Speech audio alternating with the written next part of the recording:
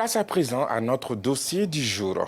Adopté le 30 janvier 1991 par 51 États africains, Bamako est la ville de la fameuse Convention sur l'interdiction d'importer en Afrique des déchets dangereux et sur le contrôle des mouvements transfrontaliers et la gestion des déchets dangereux produits en Afrique. Cette convention vise à protéger la population et l'environnement des déchets néfastes de la pollution. Ironie du sort, la ville qui porte le nom de cette convention est engloutie littéralement par les déchets.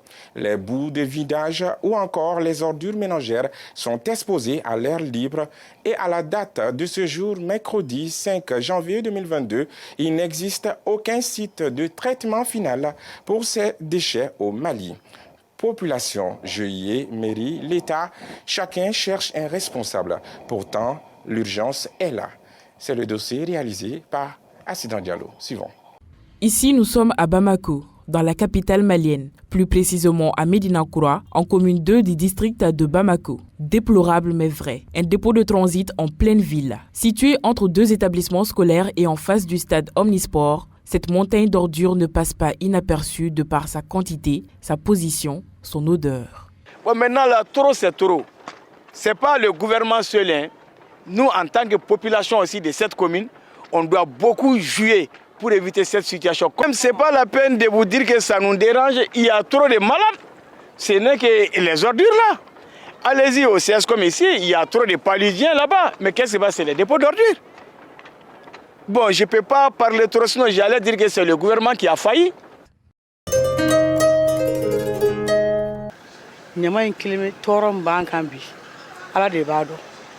Tɔɔrɔ ye mun ye denmisɛnninw ekɔliso bɛ yen kelen santé asakome o b'a kɛrɛfɛ an ka mairie o b'a kɛrɛfɛ famille b'a kɛrɛfɛ administration b'a kɛrɛfɛ n'a fɔra an ka ballon yɔrɔba in diɲɛ mɔgɔ bɛ bɛna fara ɲɔgɔn kan yɔrɔ min na ko n'a fɔra ko ɲaman bɔnnen bɛ yen a tilen bɛ k'an tɔɔrɔ degun b'an kan ala de b'a dɔn an tɛ se ka fɔ k'a ban ni ɲaman kɔni sera ka cɛ ka bɔ an da la vraiment bɛ diya an ye an tɔɔrɔlen don bana cayalen don n'i ye ɲaman bana bɔ a la n'i ye ɲaman oxygène bɛ yɛlɛn mɔgɔw kan sufɛla fɛ à partir de 1h du matin 2h du matin mɔgɔ tɛ se ka sunɔgɔ k'a sababu kɛ ɲaman ye ɲaman kɔni n'a sera ka ta ka bɔ an da la yan a bɛ diya an ye diɲɛtigɛ fɛn bɛɛ famille bɛɛ sɛgɛnnen don bɛɛ ni tɔɔrɔlen don an b'a kɛ cogo di.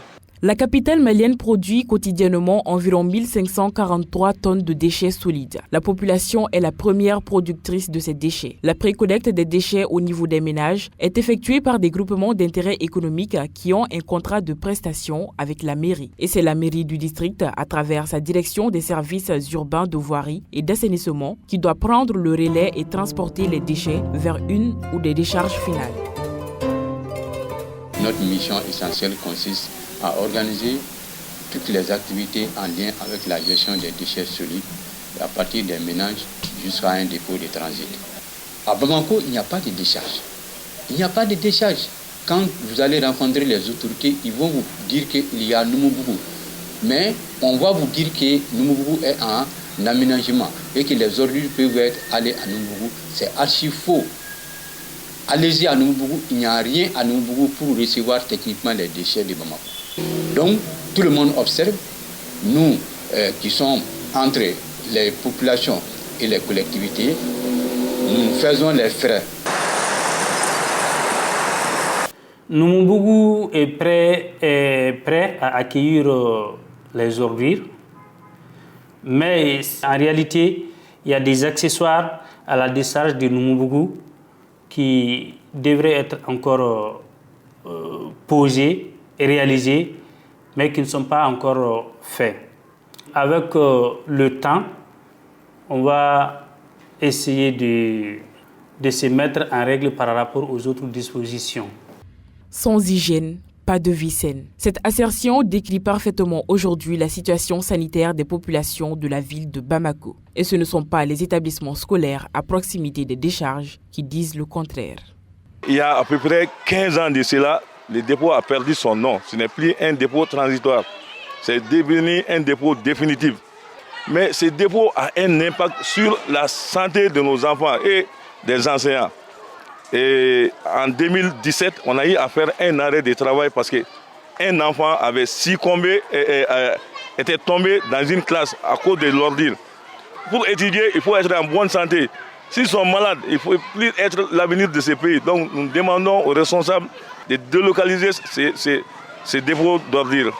Un dépôt de transit est un espace où les déchets sont stockés provisoirement. En principe, ce stockage ne doit pas dépasser plus de 48 heures à 72 heures sur les lieux, ce qui n'est pas le cas au dépôt de Lafiabougou ou de Médina Kura. Même les marchés de Bamako sont transformés parfois en dépôts d'ordures. Plusieurs opérations ont été effectuées pour l'évacuation de l'ordure de ces dépôts, mais aussitôt évacuées, quelque temps après, les montagnes font face. Le jeudi 23 décembre 2021, lors de la clôture des opérations d'évacuation des ordures du dépôt de transit de Médina Kura, le deuxième adjoint au maire du district disait ceci. Le dépôt, il a été entièrement dégagé. Sinon, il y avait pratiquement une montagne ici. Donc, nous avons engagé un prestataire pour évacuer le dépôt depuis le 10 novembre. Il y a eu des perturbations, sinon il aurait terminé plus tôt. Et cela est dû à quoi? La recherche de dépôt final où déverser les ordures. Nous sommes dans une sorte de bricolage au niveau du district qui ne devait pas arriver, faute d'un dépôt final que l'État devait mettre à la disposition du district qui jusqu'à présent peine à s'exécuter. Ce n'est pas la première fois qu'on évacue. On évacue, ça se reconstitue. Je ne peux pas vous garantir que voilà les mesures qu'on va prendre pour que demain, ça ne se reconstitue pas. Ça coûte cher l'enlèvement des ordures. Une semaine après ces évacuations, nous avons refait un tour au dépôt et les ordures étaient déjà de retour.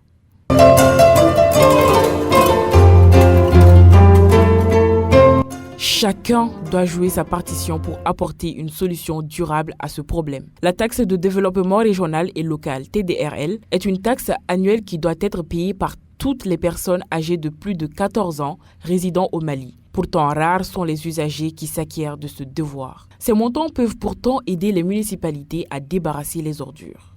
Même s'il y avait un dépôt, une décharge finale, il faut les évacuer et ça a un prix. L'appel, c'est à l'endroit des contribuables et de la population, c'est de payer la taxe de voirie et de payer la taxe de développement local et régional, la TDRL. Et à l'endroit des GIE qui amènent les ordures, c'est d'être discipliné et de se mettre derrière les consignes que vont donner les techniciens de la mairie du district à travers la voirie.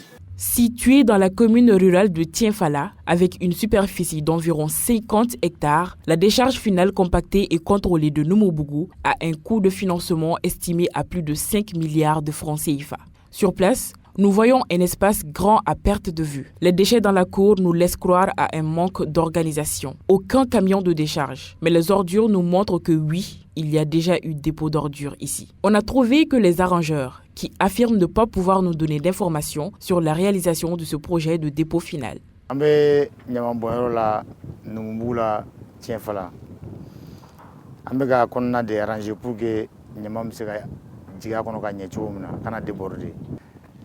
Yabala nyama uba bon sira kan pour que nyama ga segana fo camancé la benu ga segana ni nyama camancé kan donc am sira de plan sira mbato sira mbu permettre ga jigi ben ga na foncer ben ga na jogana nyama bo fo dingé kono ka segin quoi la no ka al ni dingé be fa ka nya a chogola quoi a te déborder amun ga bala dro kana ka plan pour que ben musiga jigi ga nyama bo do ni ga plan quoi a que propre quoi.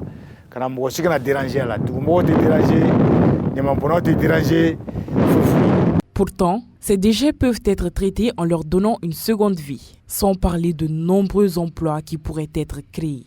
Moi, je dirais que de l'indépendance à la date d'aujourd'hui, Bamako, le Mali a une seule décharge scientifiquement reconnue. Ça, c'est la décharge de Sigasso. Dans tous les pays organisés, dans tous les pays du monde aujourd'hui, on tend vers ce qu'on appelle l'économie circulaire. L'économie circulaire, ça veut dire quoi? Les ordures, à la date d'aujourd'hui, sont considérées comme des sources de nuisances. Avec l'économie circulaire, les déchets sont considérés comme des sources de revenus, sources de création de richesses. Vous voyez ça? Ça, c'est les seaux qui sont récupérés, les déchets plastiques durs qui sont récupérés et qui sont transformés soit en objets utilitaires et qui sont transformés en produits commerciaux. commerciable. Donc, ça c'est un exemple, ça c'est également, ça fait partie. À l'origine, c'est les déchets qui sont à l'origine, mais finalement, c'est un produit consommable qui est sorti à partir des déchets. D'où la notion d'économie circulaire.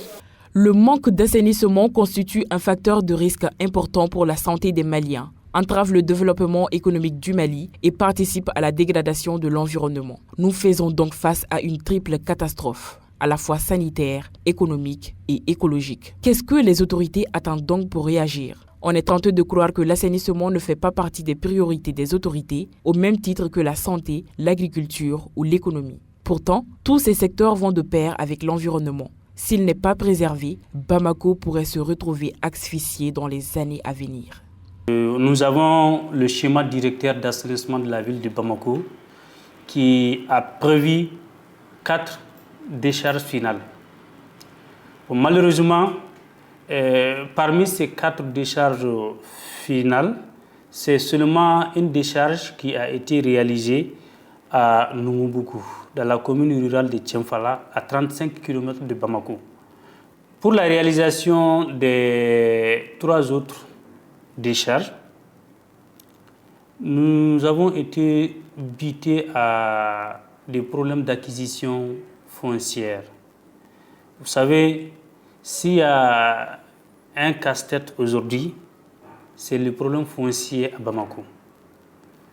Donc, c'est pourquoi l'État est en train de revoir comment est-ce qu'il faut s'adapter aux nouvelles réalités du district de Bamako. En 2017, le Mali a perdu un financement de la BAD de 21 milliards de francs CFA à cause d'un problème de parcelles. 2014-2015, un financement de l'ONG Protos à hauteur de 4 milliards de francs CFA pour la réalisation de stations de boue de vidange a été perdu. Sans oublier les nombreux autres projets de création de décharges finales ou de stations d'épuration qui n'ont pu être réalisés, principalement faute d'espace. D'après les indiscrétions, Numbuku n'est pas complètement prêt à recevoir les déchets et les décideurs qui ne prennent pas de décisions concrètes à ce sujet.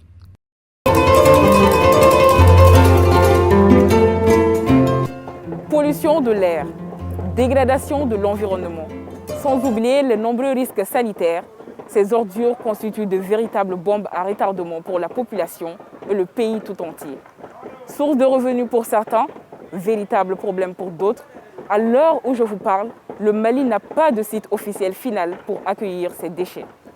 L'espoir pour certains de voir ces ordures disparaître est perdu. Alors, à quand donc de véritables solutions? La question reste posée.